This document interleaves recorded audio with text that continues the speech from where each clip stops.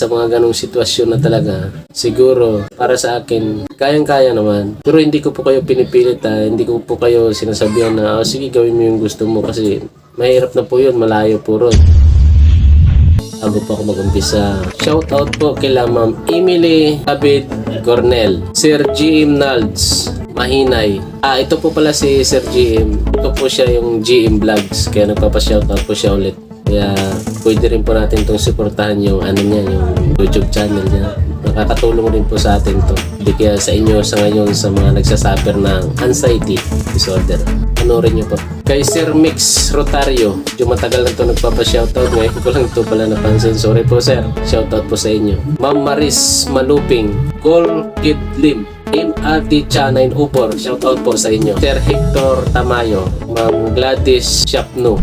Yun po, bali, i-share ko po ulit sa inyo yung may mga nagchat-chat po kasi regarding po doon sa yung gusto po mag-abroad na mayroon pa pong counting nararamdaman. Ipalagay natin na sa 80% pa lang po silang gumagaling pero gusto na po nilang bumalik sa ibang bansa para maghanap buhay, magsapalaran po doon kahit mayroon po nilang kanyang pamilya dahil nga po sa hirap ng buhay, tinitiis na iiwan yung pamilya para lang magiging sapat yung kanilang mga pangangailangan.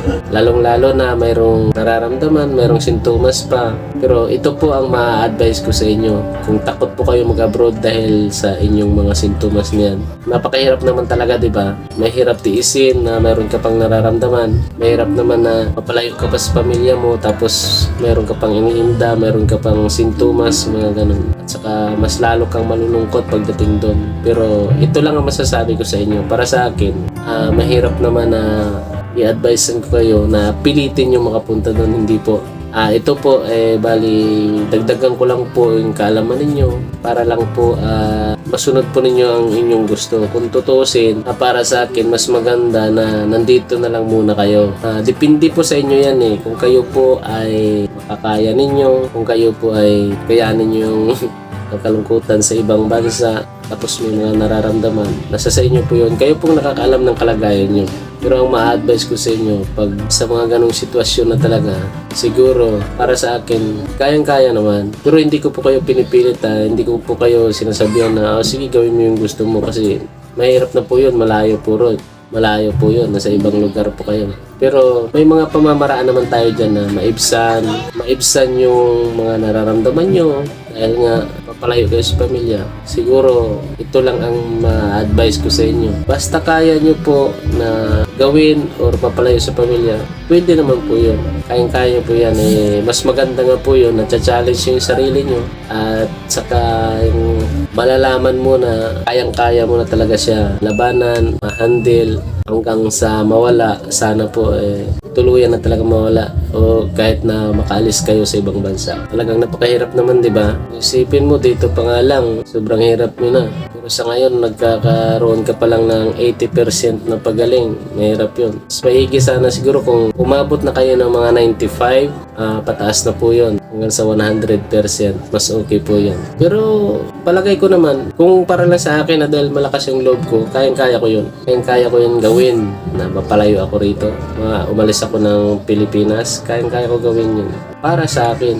Kasi ako, iba na talaga yung lakas ng loob ko kasi lahat-lahat nagagawa ko na. Lahat-lahat, pati sa trabaho ko o kung saan man ako mapunta, kayang-kaya ko Kahit umuwi ako ng probinsya, bumiyahe ako ng mga ibang lugar, nagagawa ko kasi yun. Samantala dati hindi, di ba?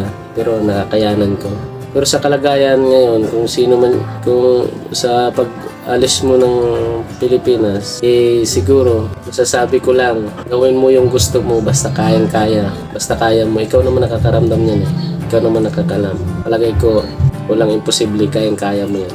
Tiwala sa sarili at isipin lagi na lahat ng ganyan. Kasi pag ang mga nararanasan mo na yan, kung kaya mo lang din naman labanan dito o magagawa mo yung gusto mo dito, baka kaya naman talaga kahit sa ibang lugar ka pa.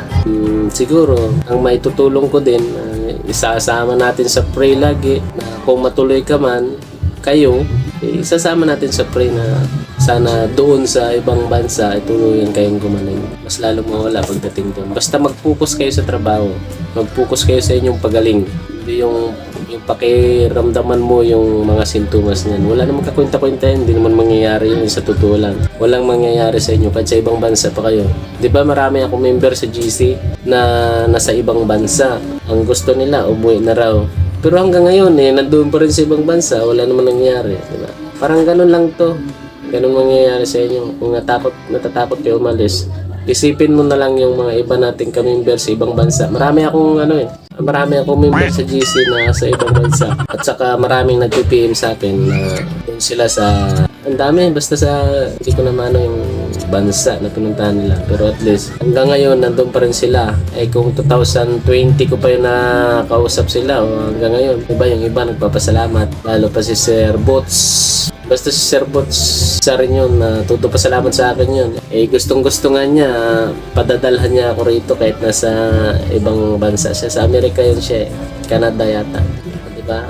Kasi nakakaya na niya. Gumaling siya, kaya malaking pasalamat. Kaya kayo, ma-advise ko lang sa inyo, kung kaya nyo talaga, go, laban.